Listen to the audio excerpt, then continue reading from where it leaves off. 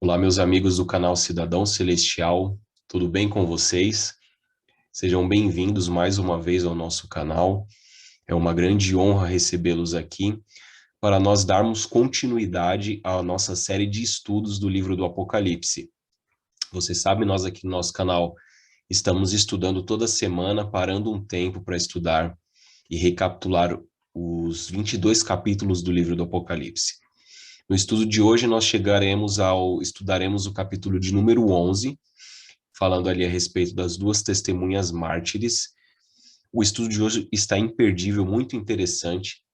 Então, eu quero convidar você, se você não é inscrito ainda no nosso canal, que você possa se inscrever, compartilhar este vídeo, para que assim mais pessoas sejam incentivadas a estudar a palavra de Deus. Tá bem?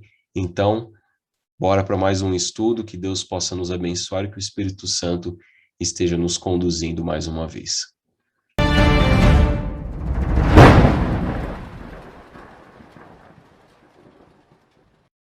Ok, meus amigos, então vamos para mais um estudo aqui da nossa série do livro do Apocalipse. Chegamos já hoje no estudo de número 8.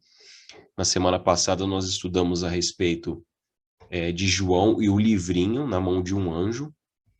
E nós aprendemos ali que aquele livrinho é o livro de Daniel. Aprendemos a respeito das profecias das 2.300 tardes e manhãs. Aprendemos um pouco sobre o juízo, né, o juízo investigativo que começou no ano de 1844, foi quando Jesus Cristo passou do lugar santo para o lugar santíssimo no santuário celestial. E hoje então nós estudaremos o capítulo 11 do livro do Apocalipse, que fala ali sobre as duas testemunhas mártires. Então, esse será o tema do nosso estudo de hoje, tema 8, as duas testemunhas mártires. Então, como de costume, nós iremos aqui fazer uma oração, pedindo para que o Espírito Santo conduza a nosso estudo de hoje e seja o nosso professor. Se você puder fechar os seus olhos, curvar a sua fronte, para juntos nós orarmos a Deus. Maravilhoso Deus, nós te agradecemos pela oportunidade e o privilégio que o Senhor nos concede mais uma vez de abrir a tua palavra e estudá-la. Nós te pedimos, Senhor, que o teu santo e bom Espírito esteja presente, nos conduzindo, nos aclarando a mente para que nós possamos entender as verdades do livro do Apocalipse, que são para o nosso tempo, o tempo do fim. Que o Senhor nos abençoe, permaneça conosco, é o que nós te pedimos e agradecemos por Jesus. Amém. Então é isso, meus amigos. Nós então estudaremos o capítulo 11. Se você estiver com a sua Bíblia, já deixa ela aberta aí, no capítulo 11, para a gente poder então repassar este capítulo. Então, o capítulo 11, ele vem trazendo ali a história das duas testemunhas mártires, né, a partir do verso 3. Então, quem seriam essas duas testemunhas? O que significam essas duas testemunhas? Então, o João, dando continuidade ali às suas visões no livro do Apocalipse, o que ele estava para testemunhar era uma verdadeira batalha entre a Bíblia, a palavra de Deus, e o ateísmo. Essa batalha alcançou seu clímax na Revolução Francesa, que ocupa um lugar na profecia bíblica, destacando-se por seu ódio ao cristianismo. Então, à medida que nós formos estudando aqui a respeito do capítulo 11, de alguns símbolos que serão apresentados, nós vamos entender que aqui se trata de uma batalha entre o ateísmo, né, aqueles que declaram que Deus não existe, que a religião ela é morta, e isso começou a ganhar força a partir de quando? A partir da Revolução Francesa. Lógico que durante todo o período da história, sempre houveram pessoas que não acreditavam em Deus. Agora, o ateísmo como um movimento, ele começou a ganhar força a partir ali da Revolução Francesa. A gente vai procurar entender melhor isso. Então, as duas testemunhas, a gente vai primeiro tentar identificar quem são essas duas testemunhas. Então, quando a gente vai ler ali o primeiro texto da Bíblia, Apocalipse 11, versos 3 e 4, está escrito o seguinte: darei a minhas duas testemunhas que profetizem por 1.260 dias vestidas de pano de saco. São estas as duas oliveiras e os dois candeeiros que se acham em pé diante do Senhor da terra. Então aqui nós temos essas duas testemunhas que durante 1260 dias iriam profetizar vestidas de pano de saco. Então como é que a gente pode entender esses símbolos?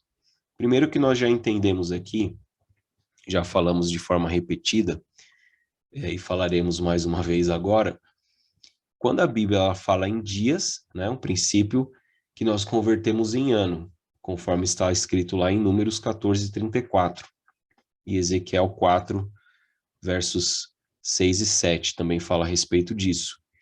Então aqui a gente já identifica esses 1260 dias como sendo 1260 anos.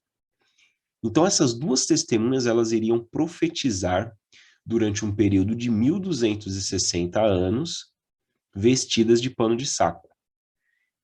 Algumas pessoas dizem que essas duas testemunhas seriam duas pessoas. Porém, nós não acreditamos nisso baseado neste princípio, porque as pessoas não poderiam profetizar durante tanto tempo, né? Ninguém vive 1200 nos tempos de hoje, ou durante a Idade Média, que eu acredito seja o foco aqui do texto, viveriam durante tanto tempo, ok?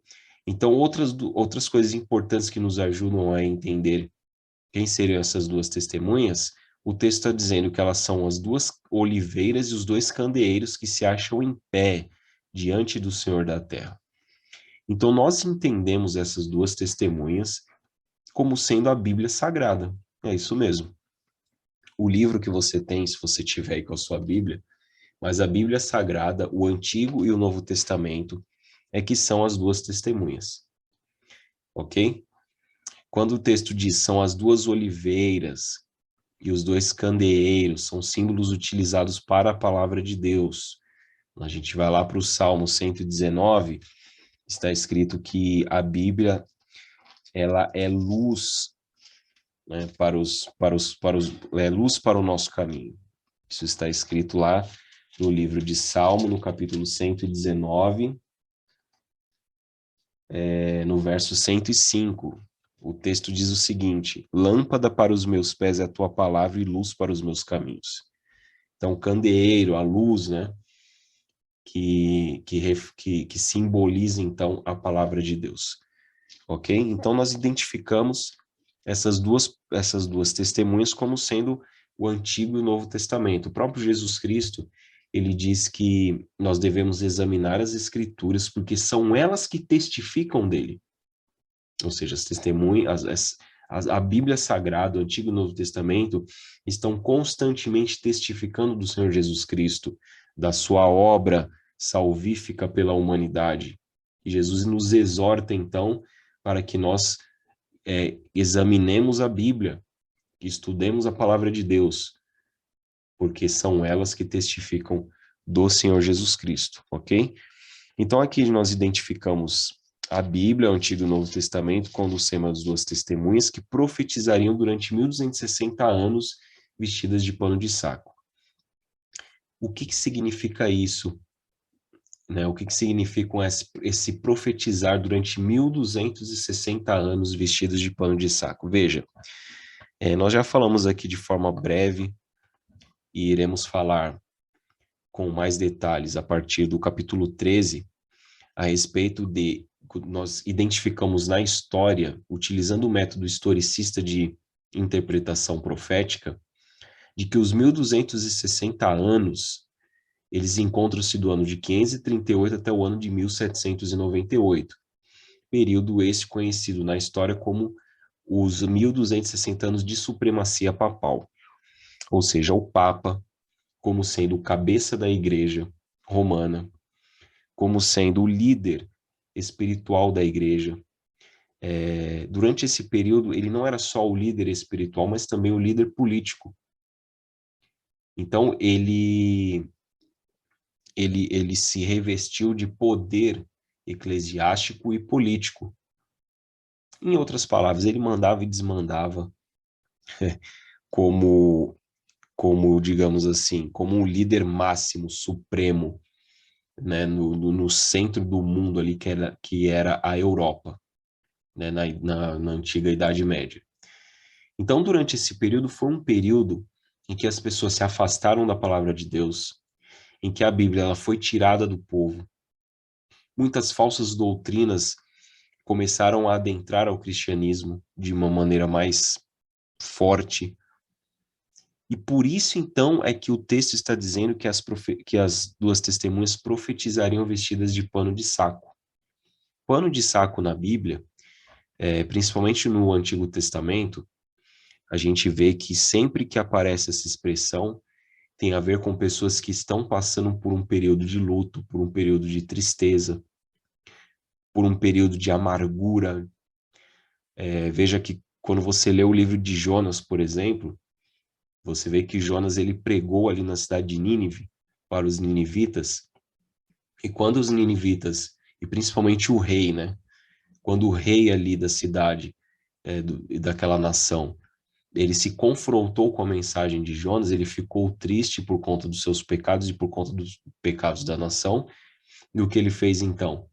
Ele se vestiu de pano de saco e ordenou que as pessoas fizessem o mesmo em sinal de tristeza, de pesar por conta dos seus pecados. Então, pano de saco tem essa conotação.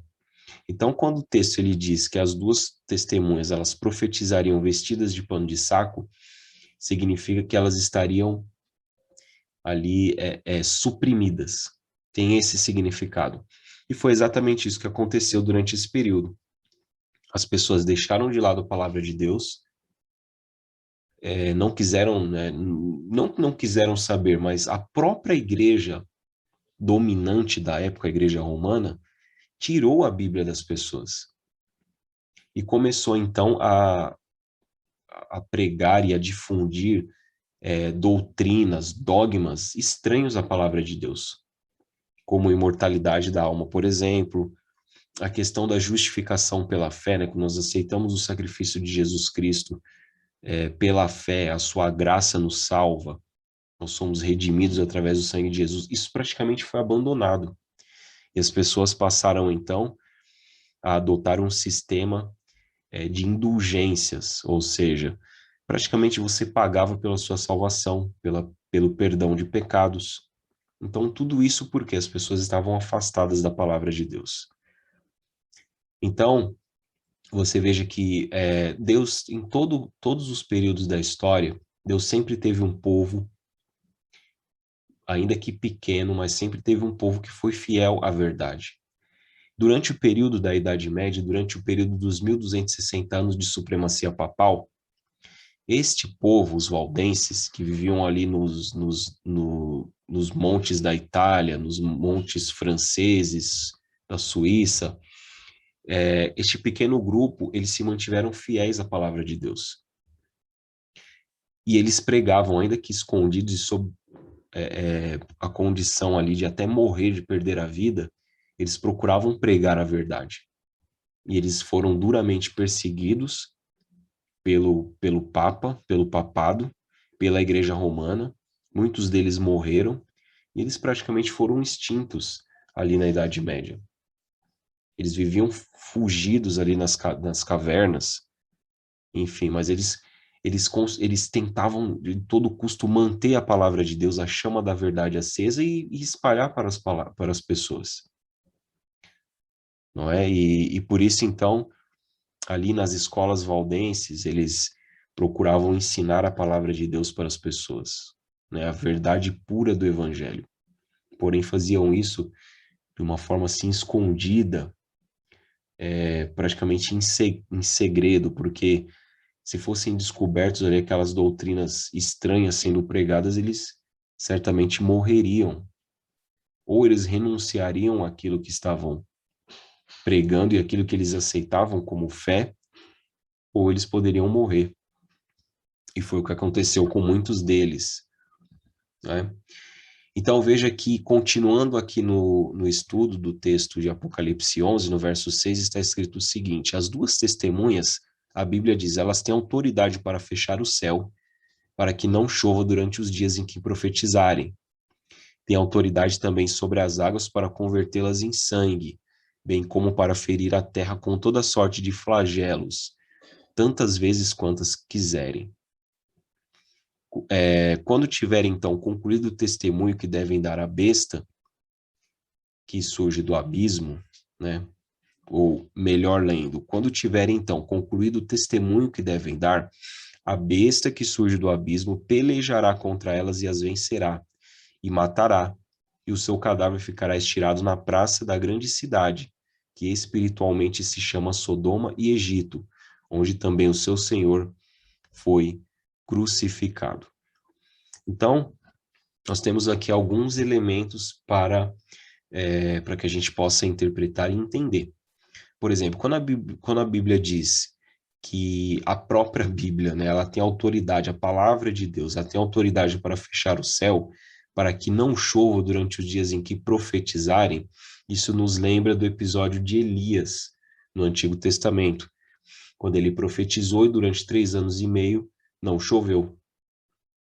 Veja, então a palavra de Deus ali, pelo intermédio do seu profeta, de fato fez com que não chovesse. E a Bíblia, ela tem essa autoridade, porque a Bíblia também é a palavra de Deus. Assim como aquela que sai da boca do profeta. Tem autoridade também sobre as águas para convertê-las em sangue, bem como ferir a terra com toda sorte de flagelos. Isso nos lembra o episódio lá no Êxodo, quando o povo estava cativo no Egito, quando Moisés foi lá para libertar o povo, e o faraó se recusou a libertar o povo. Então, através da palavra de Deus, por intermédio de Moisés, as águas se converteram em sangue e a terra ali do Egito foi ferida com toda sorte de flagelos, como está escrito aí no texto que nós acabamos de ler. Então, o texto está dizendo que quando tiver, então, concluído o testemunho que devem dar, a besta que surge do abismo pelejará contra elas. Então, quando que terminou, então, esse testemunho vestido de pano de saco? No final dos 1260 anos. Então, lembra que o período começou em 538, quando o Papa foi declarado, né, o bispo de Roma foi declarado cabeça da igreja, e começou-se então ali o período de supremacia papal. E quando que terminaria este período? No ano de 1798, quando o Papa Pio VI foi preso em Roma por ordem de Napoleão Bonaparte. E ele morreu no exílio. Então ali terminou-se o período de supremacia papal. Então, durante este período, o que aconteceu? Uma guerra. A Bíblia diz que a besta surgiria do abismo e pelejaria contra a palavra de Deus, contra a Bíblia, contra as duas testemunhas. E não só está dizendo aqui que pelejaria, mas como venceria e mataria, e o seu cadáver ficaria estendido na praça da grande cidade que se chama espiritualmente Sodoma e Egito, onde também o seu Senhor foi crucificado. Ou seja, Jesus Cristo ele foi crucificado aonde? Nos arredores de Jerusalém. Então veja ali que esta cidade ou esta nação que faria guerra, né, esta besta que faria guerra com a palavra de Deus, ela é comparada ao Sodoma e Egito. Então vamos entender melhor isso. A besta que sobe do abismo é Satanás, e ele usaria instrumentalidades humanas para a consecução de seus propósitos. Então, o diabo, quando a Bíblia diz ali besta, significa o quê? Poderes, nações, reinos, que Satanás utilizaria para pelejar, então, contra a palavra de Deus e contra o povo de Deus. Então, isso se cumpre, meus amigos, por ocasião da Revolução Francesa. A França é esta grande cidade comparada a Sodoma e Egito, onde também Jesus foi crucificado, comparado ali com Jerusalém, ou os arredores de Jerusalém, onde Jesus Cristo foi crucificado. Então, meus amigos, durante o período da Revolução Francesa, as pessoas, elas praticamente aboliram a religião. Isso é história. Se você for pesquisar, você vai confirmar tudo aquilo que eu estou dizendo. Eles simplesmente aboliram a religião. A França foi o único país que colocou em sua Constituição que não há Deus. Isso virou lei nacional. A Catedral de Notre-Dame, em Paris, ela foi invadida ali por revolucionários e colocou-se uma imagem de uma prostituta dentro da igreja. E ali, então, eles diziam que esta prostituta, que eles chamavam da deusa da razão, seria sua deusa a partir de então. Deus estaria morto. Então, o que eles fizeram? Eles queimavam Bíblias em praça pública. Por isso que o texto está dizendo, né? Vamos voltar aqui um pouco para a gente poder reler o texto. Está dizendo que o seu cadáver ficará estendido na praça da grande cidade, que se chama Sodoma e Egito. Então, durante esse período, eles praticamente aboliram o casamento, ou seja, a licenciosidade, a perversão sexual fez parte ali de todo o contexto da Revolução Francesa. Tudo que acontecia em Sodoma inclusive foi destruída por conta disso, por conta desses pecados, né, os pecados da sensualidade. Isso se via muito na Revolução.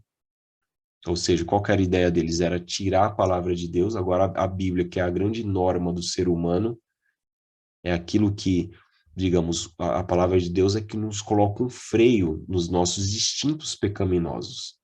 Então, quando você tira a palavra de Deus de perto de você, quando você elimina, quando você dá pouca atenção à Bíblia, meu amigo, você vai ficar à mercê dos seus impulsos pecaminosos.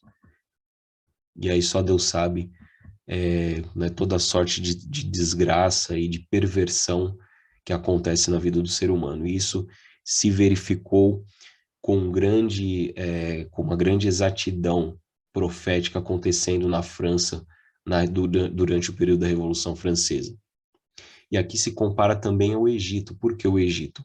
Faraó, quando ele se viu confrontado com Moisés, ou seja, quando Moisés pediu a Faraó para que libertasse o povo, né, para que o povo pudesse prestar culto a Deus, Faraó simplesmente virou para Moisés e disse assim: quem é o Senhor para que eu temo, para que eu ouça? Eu não conheço o Senhor, eu não conheço Deus. Ou seja, um ateísmo puro, de uma maneira muito ousada. E isso se cumpriu também na França, na Revolução Francesa. Eles diziam: Deus não existe, a religião precisa ser abolida, a palavra de Deus tem que ser mesmo queimada. Então, eles queimavam as Bíblias em praça pública e tal, o texto dizendo, né, o seu cadáver ficará estirado na praça da grande cidade. Então, meus amigos, a França, durante este período da Revolução Francesa, é que se cumpriu, então, essa profecia de uma forma bastante específica. Então, aqui, ó, besta mata as testemunhas. Apocalipse 11, verso 9. Então, muitos dentre os povos, tribos, línguas e nações contemplaram os cadáveres das duas testemunhas por 3 dias e meio e não permitem que esses cadáveres sejam sepultados. Ou seja, durante 3 anos e meio, lembra, né? Aplicando o princípio dia a ano, as pessoas mataram a palavra de Deus, excluíram a Bíblia e ainda se alegravam com isso. E isso aconteceu exatamente no período da Revolução Francesa. Veja, essa profecia se cumpriu com precisão na história da França. Os 3 anos e meio foram um reinado de terror da Revolução Francesa. Esse período começou a 26 de novembro de 1793, quando a França, por decreto de sua Assembleia Legislativa, declarou: não há Deus. Então, você veja que eles foram muito além. Eles declararam em Assembleia Legislativa que Deus não existe. Esse foi um motivo de grande regozijo para todos os seus habitantes e durou até dia 17 de junho de 1797. Durante este período, a Bíblia sofreu muitos ataques. Então, durante esses 3 anos e meio, a palavra de Deus, ela sofreu muitos ataques, ela foi tirada de contexto.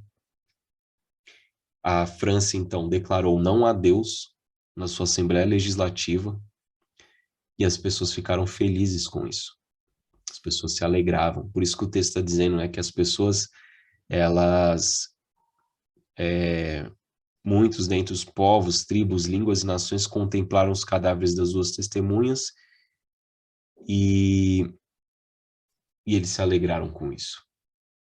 Você veja que ponto absurdo que chegou este período, este período de ateísmo da Revolução Francesa.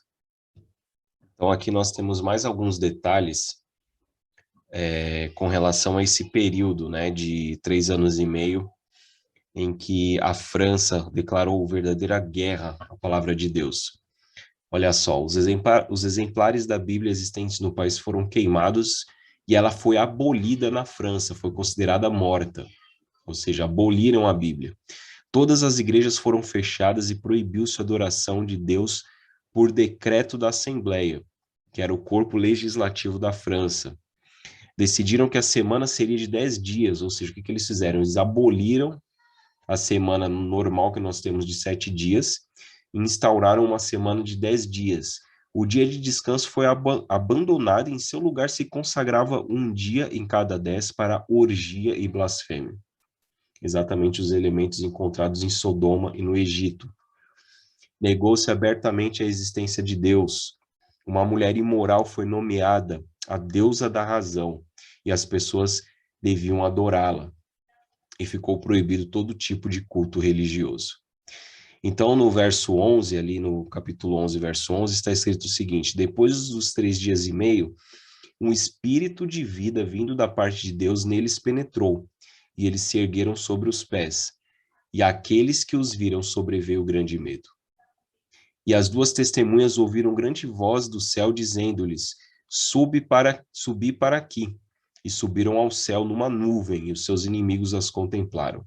Naquela hora houve grande terremoto, e ruiu a 10ª parte da cidade, e morreram nesse terremoto 7.000 pessoas, ao passo que as outras ficaram sobremodo aterrorizadas e deram glória ao Deus do céu. Então, meus amigos, depois desses 3 anos e meio, em que a Bíblia foi perseguida, declarada como morta, eles colocaram no decreto lá legislativo de Deus não existe, ou seja, a religião ela foi abolida, as igrejas foram fechadas. Você imagina o que virou essa nação?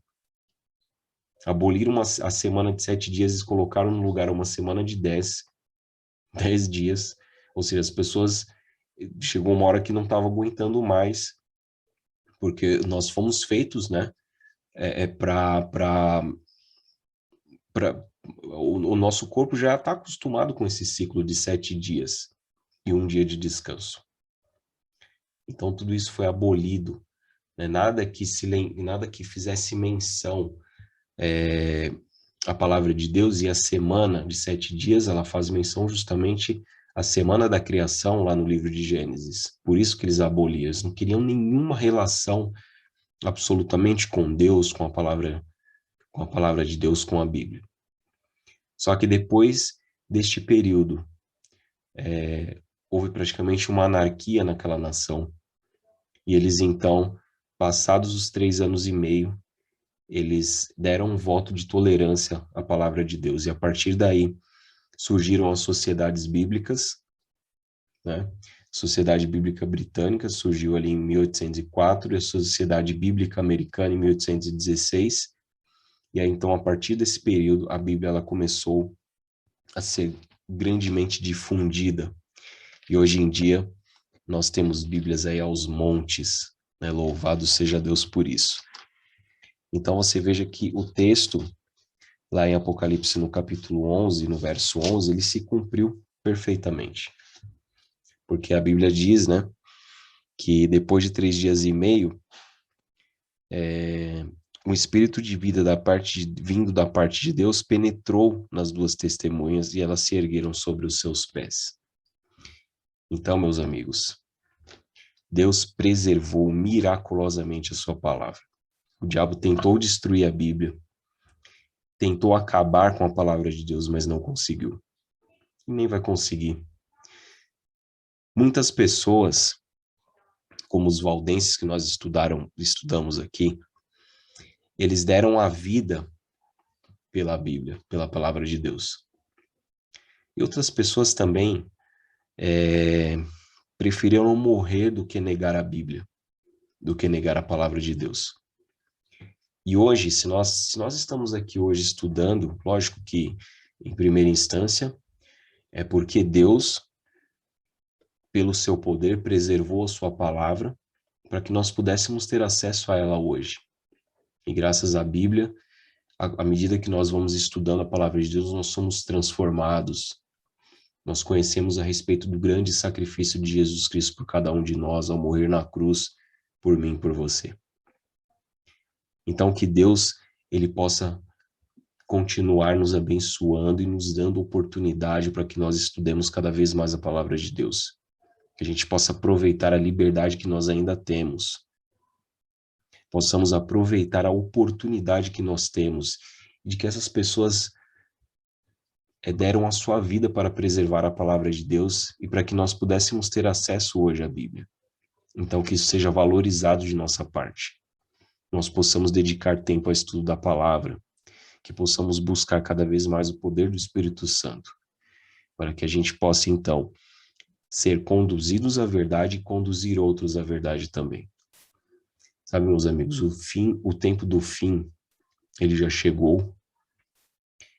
A volta de Jesus Cristo está muito próximo de acontecer. Este mundo, como nós conhecemos, ele está muito próximo de acabar. Nós precisamos cada vez mais nos voltarmos para a Bíblia, para a palavra de Deus. Então, que Deus nos abençoe, que Deus abençoe você que está assistindo este vídeo, que você possa continuar estudando a palavra de Deus e que à medida que você for aprendendo, à medida que o Espírito Santo for instruindo você, que você possa passar para frente também este conhecimento e assim a gente possa multiplicar a pregação do Evangelho, a pregação da palavra de Deus e preparar um povo para a breve volta de Jesus. Que Deus abençoe você e te dê uma excelente semana, em nome de Jesus. Amém.